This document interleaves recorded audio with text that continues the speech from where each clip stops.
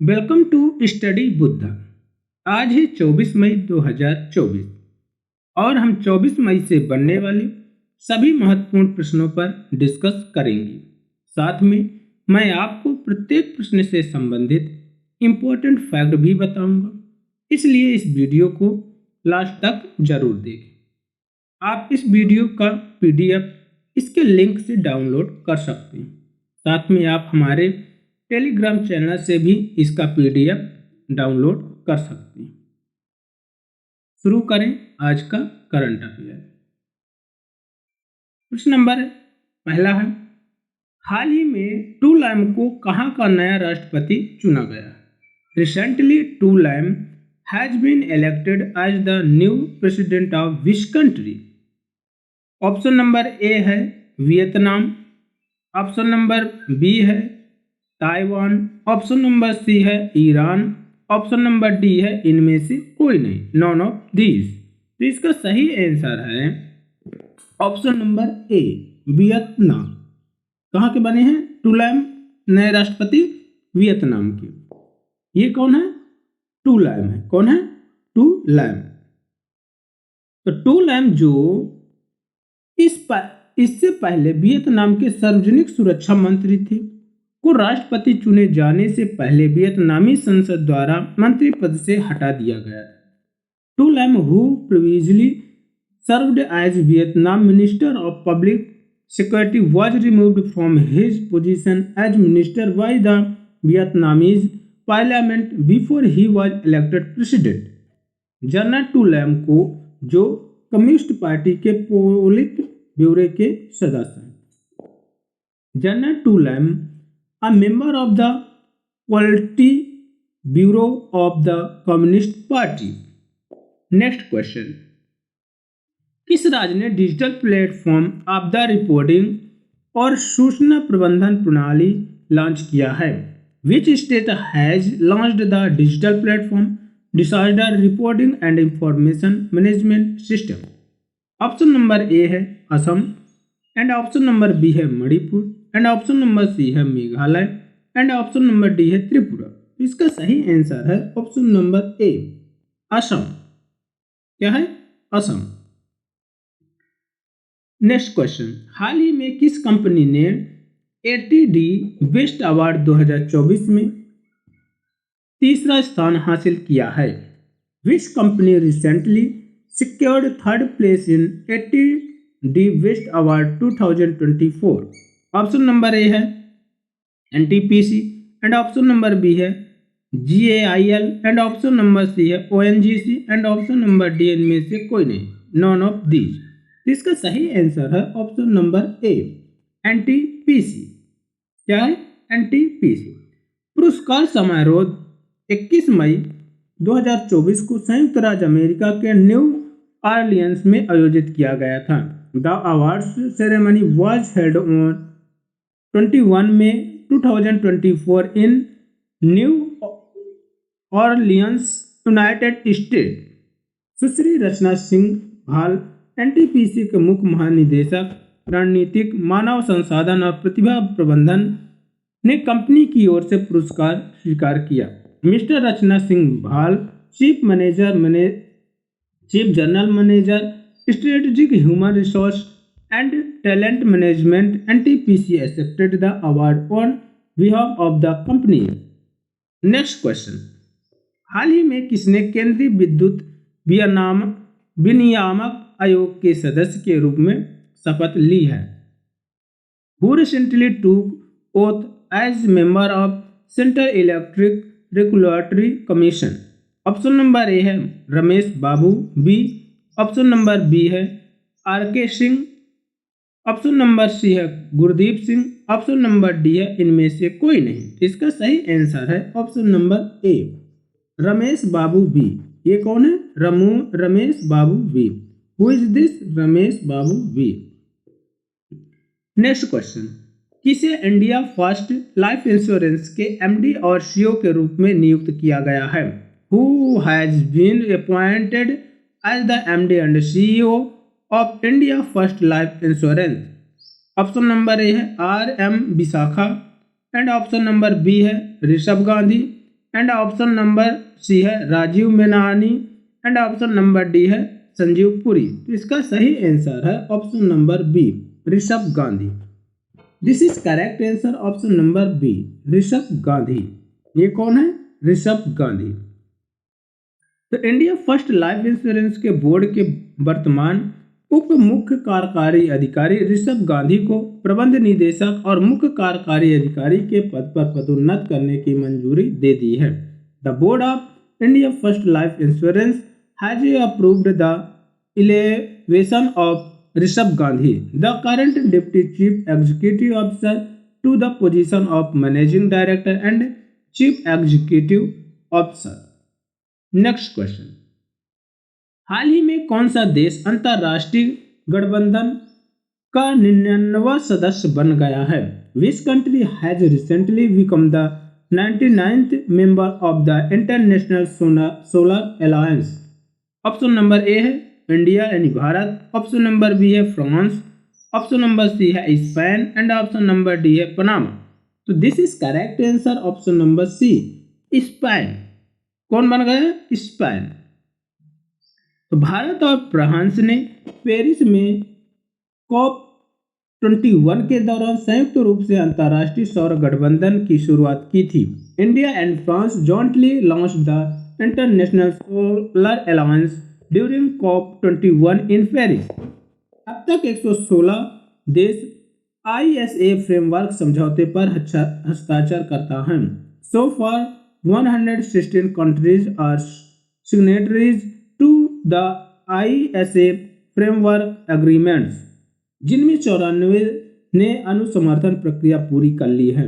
अब which 94 have completed the ratification process? Spain का समावेश पनामा के बाद हुआ है।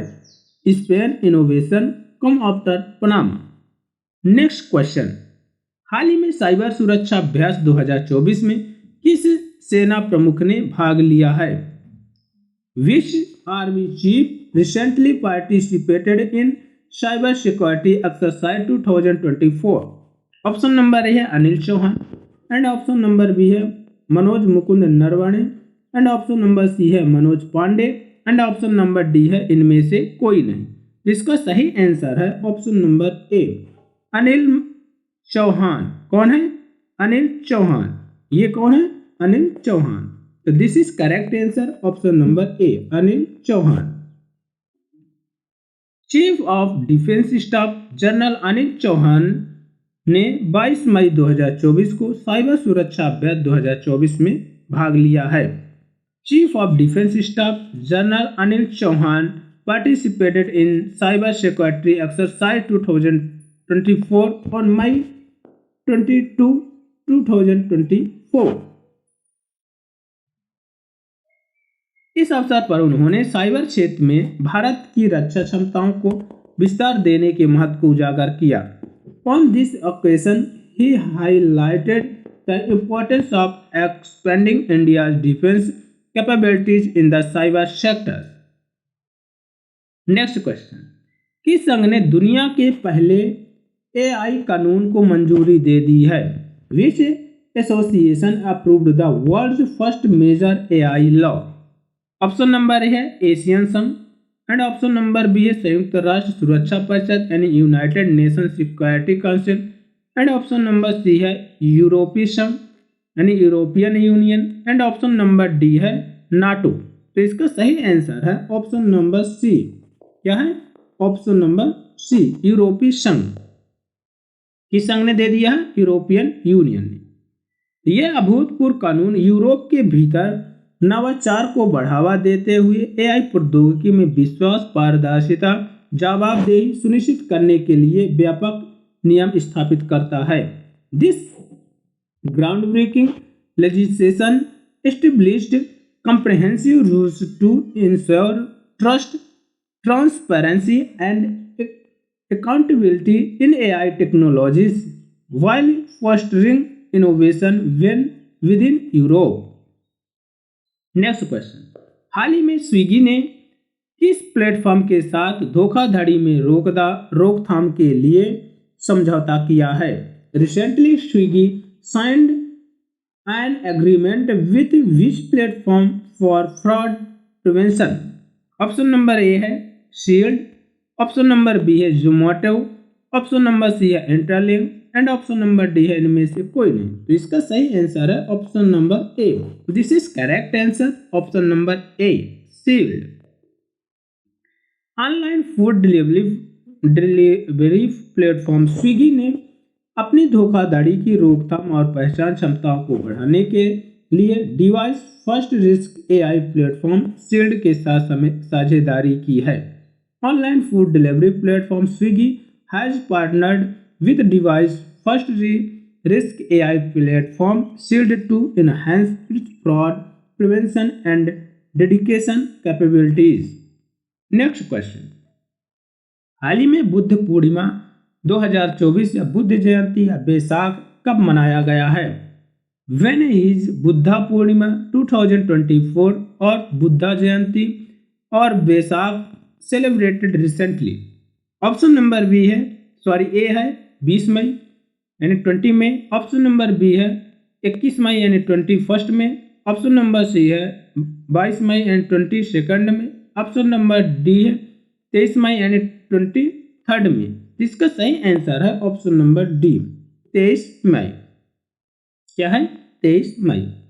अब देखते हैं मई में अब तक मनाए जाने वाले इंपॉर्टेंट डे।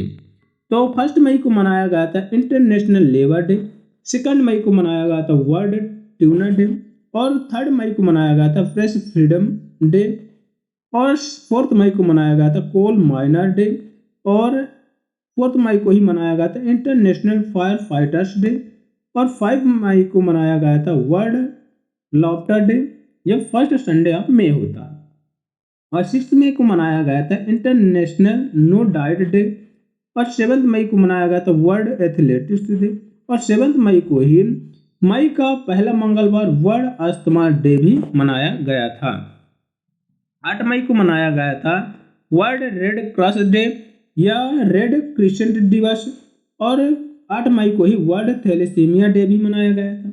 10 मई को मनाया गया था इंटरनेशनल अर्गानिया डे, 11 मई को मनाया गया था वर्ल्ड माइग्रेटरी बर्ड डे, और 12 मई को मनाया गया था इंटरनेशनल नर्सिंग डे, और 12 मई को ही मदर्स डे या मदरहुड डे भी मनाया गया था।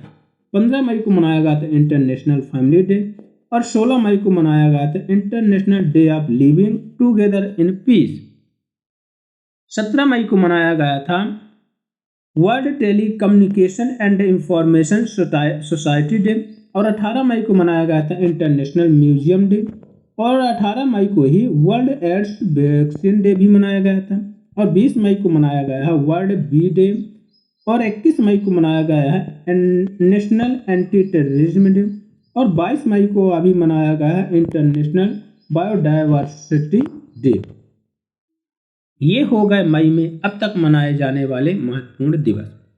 और देखते हैं जो ये बैसाख मनाया गया है, तो बैसाख क्यों मनाया जाता है? तो बैसाख गौतम बुद्ध जी की उनका जन्म, ज्ञान और उनका परिनिर्वाण दिवस को याद दिलाता है।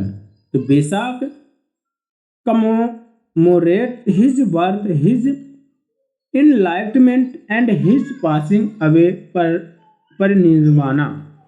वर्ष 623 ईसा पूर्व में बैसाख के दिन इनका जन्म हुआ था, और बैसाख के ही दिन में इन्हें ज्ञान की प्राप्ति हुई थी, और बैसाख के दिन में ही 80 वर्ष में इनका निधन हो गया।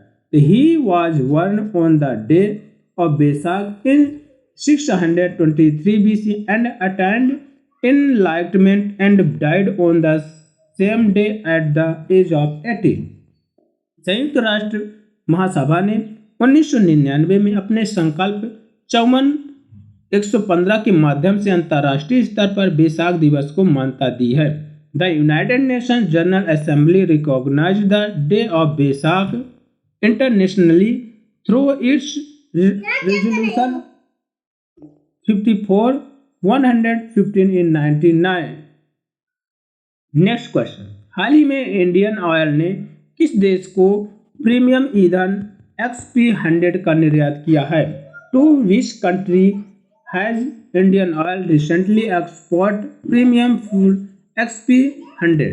ऑप्शन नंबर ए है श्रीलंका, ऑप्शन नंबर बी है नेपाल, ऑप्शन नंबर बी है सी है Kenya and option number D है इनमें से कोई नहीं, यानी नॉन ऑफ दिस। इसका सही आंसर है option number A Sri Lanka. This is correct answer, option number A Sri Lanka. Next question, हाल ही में सिडबी ने किसके साथ समझौता ज्ञापन MOU हस्ताक्षर किया है?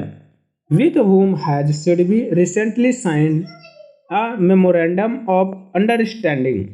ऑप्शन नंबर ए है Airbus helicopters, option number B है Indian Oil, option number C है Air India and option number D है इनमें से कोई नहीं, यानी नॉन ऑफ दिस। इसका सही आंसर है option number A Airbus helicopters. This is correct answer, option number A Airbus helicopters. इस साझेदारी का उद्देश्य देश में संभावित सिविल ऑपरेटरों के लिए एयरबस हेलीकॉप्टरों के वित्त पोषण को सुगम बनाना है। The partnership aim to facilitate the financing of Airbus helicopters for potential civil operator in the country. SIDBI के मुख्य महाप्रबंधक कौन है? Rahul Priyadarshi. Chief general manager of SIDBI कौन है? Rahul Priyadarshi. And head of Airbus helicopters कौन से? सनी गुगलानी।